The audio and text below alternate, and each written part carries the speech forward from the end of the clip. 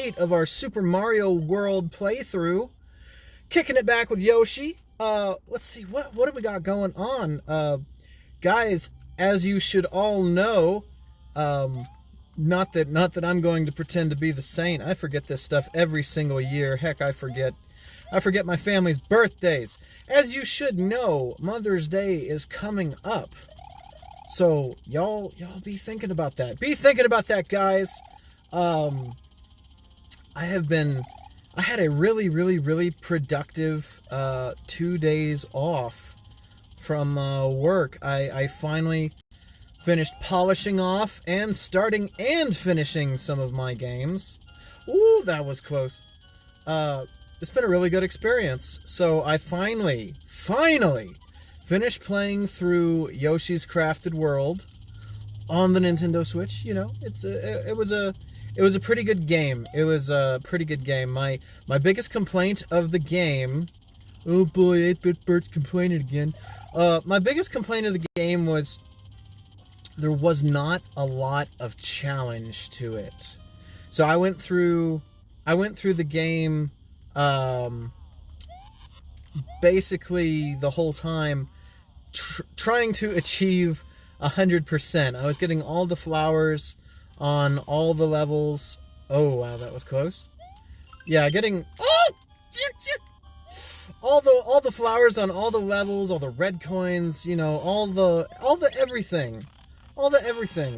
I was getting everything that I could before moving on. Boo! And I was getting all the flowers that I could, and it just wasn't that challenging of a game, in my humble opinion. But yeah, that was one of the biggest problems I had with it. I will say that the post-game content, you do unlock a few levels after completing the game, and those were a lot of fun. Those were a lot of fun because of, you know, they do what you want them to. They kind of expand on everything that you've learned up to that point. The only one that I didn't like from the post game was there's a level that plays a lot with the mechanics of the alarm system. That one I wasn't crazy about. I didn't really like the alarm mechanic in the game. There's like 1 or 2 levels that have a spotlight, and if you step into the spotlight, an alarm goes off, and these basically attack robots come after you, and those got to be a little tedious. It was cool. It was cool in terms of level design for those few levels because of it basically turned the game into a stealth game, and I could appreciate that. But after a while, I started finding myself getting really angry because once, you know, you get spotted once and everything just goes kind of got on my nerves. Oh, come on. I'm embarrassed. I should have already beat this. I'm wasting your time and mine. But I'd say overall, I enjoyed the game. Personally, for me, and this is more so how I prefer to think of games. I don't want to sell them as quote unquote good or bad games or give a numerical score. What I want to say is how much money I felt the game was worth spending on it. That for me as an adult with a limited time and all that stuff, that means more to me than, oh yeah, the game's an 8 out of 10, the game's a 7 out of 10. For me, I'm going to say it was a great game to play if you have breaks. Like it was really good for work breaks. I will say that it was really good for work breaks. It's a very easy game to pick up, grab a few flowers, and then kind of, you know, hop out of. So, oh, that was just stupid. That pixel precision right there. It was good for that. So, I'm going to say, for me, I wish that I would have bought the game at more of a $30 to $40 price point.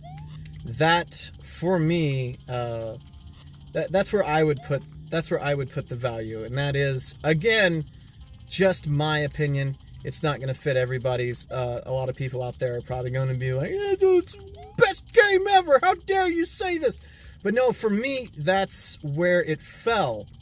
About $30 to $40. I was surprised how long the game was. If you are going for that completionist, that level of... Okay, well, we're getting scary here. If you're going for that level of completionism, that game's going to last you at least 30 hours, I'm guessing. It took me about 20 hours to beat the game and the extra levels, and I am missing 50, I think it was 57 flowers right now. I did not 100% the game, and I have no regret in that regard. Thank God for the internet. I looked up what the reward was for 100%ing the game, and for me, in my opinion, it's not worth it. Guys, it's not worth it. Okay, I'm gonna run at this guy. Boom! Okay, I just got cheesed there. Got a little cheese there, and that kind of upsets me. Okay! Dadgummit! Okay, he gets really fast. Dadgummit! We gotta get it here, man. Gotcha, boy! Gotcha, boy! In your face! In your face! Fortnite dancing all night long! I'm just kidding. Oh my gosh. Now that I've had time to digest, I don't care for Fortnite very much. Oh God! Don't burn me, guys. Don't burn me. It may be your favorite game. There's things to like about it, but last time I played it, every match was reminding me of the things I don't like about the game. That's not to say it's a terrible game. It's just the meta of the game has evolved to a point that I cannot keep up with. So I can't play it. But yeah, so Yoshi's Crafted World, about $30 to $40. That's where I felt I wish I would have purchased it around that price point instead of the full price. So maybe for y'all, think about waiting for it to go on sale, something like that. But as I said, I finished that and started and completed 2 other games entirely. I finally got around to playing It'll Do. It's a weird title, weird name for a game.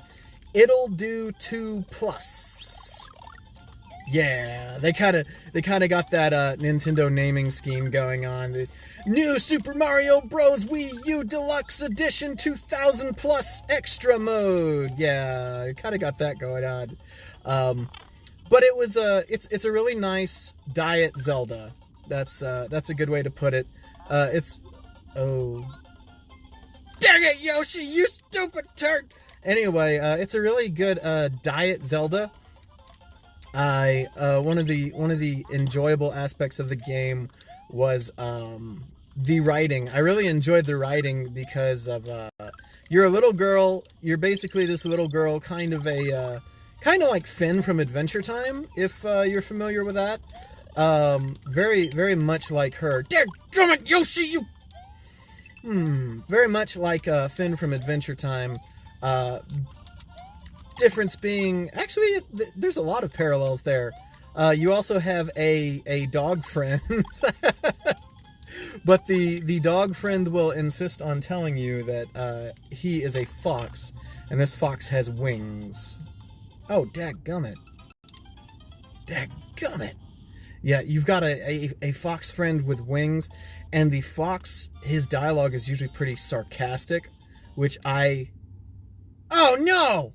Oh no! That was an accident. Okay, apparently I need to map my buttons, because of my select button just killed the game. Okay, pause button's not. Oh my gosh! Did you see that? He just about ate my butt. So I have no way to get a hold of that stupid flower up there. Anyways, yeah, I really enjoyed the writing. It took me about... Hey, there, I got the flower. I want to say it took about 4 to 5 hours for me to beat. Granted, there is extra content. There is a post-game content to go after. It was also designed in a way for people to speed run. The dungeons were designed with shortcuts that you can play them out of order, which that's cool. You can play the dungeons in any order you like. And I'm just, wow, my opinions are about as good as my gameplay. I'd say it'll do too. And that's ITTLEDEW 2 Plus on the Nintendo Switch. For me, that one's going to be... I liked it. I will say this is a big warning because this caught me super off guard. The first 6 dungeons... Because there's 8 dungeons total in the main game. I'm not sure about the extra bosses and stuff. There might be an extra one that I didn't see. But to beat the game, there's 8 dungeons, and the first 6 were really basic. They were kind of child's play, so to speak. It was super easy. Did not take a lot of time to get down. But when you get to the 7th dungeon, it started to get to some obscure stuff. And by the 8th dungeon, I was kind of like, oh my gosh, the solution to the puzzles was pretty brutal. It caught me off guard because it was requiring you to do things that, unless you have been talking to your fox, which isn't required. Your fox will give you hints on gameplay mechanics. Your fox will give you hints on gameplay mechanics unless you've been talking to him a lot, which I didn't because I've played a lot of Zelda, so a lot of the game was pretty cut and paste for me. Crap. But there's some stuff that I didn't know about that it does not mind holding you accountable for. So the last dungeon of the game had some really obscure puzzles that required you to know things that you did not have to do at any point prior to that dungeon. But as a Diet Zelda, I really enjoyed it. It was really good. Price point for me, I like Zelda games, so I may give it a little more of a leeway. I'd say if you can find this game for... I'd say $15 to $20, it's worth it. I'd say you're getting a pretty good value for $15 to $20. Some of the final boss battle, it was interesting to say the least. It wasn't too crazy, but oh man, I had to look up how to kill a certain enemy. I had to look up online because I kept on swinging at it. And it's like, nope, just not hurting me. Not doing nothing for me.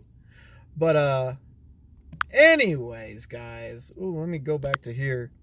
Oh, that scared me for a second. I thought I was talking to myself this whole time. Anyways, guys, thank you very much for being a part of this. This has been part 8, I believe, of the 8-bit break. I got to get back to work. It's always a joy being with y'all. Once again, my name is 8-bit Bert. Please give me a like. A subscription is always appreciated. Shout out to my dedicated subs. The Dogman, the Cashman Yuppers, and I think I've got a Motorcycle Chopper or something that watches, and Syringe Soup who occasionally drops by. Thank you everybody who sticks around. Thank you for being a part of this. Again, this is 8-bit Bert, and y'all have a great day, and don't forget to get something for your mother. Get something for your mom. Goodbye, guys.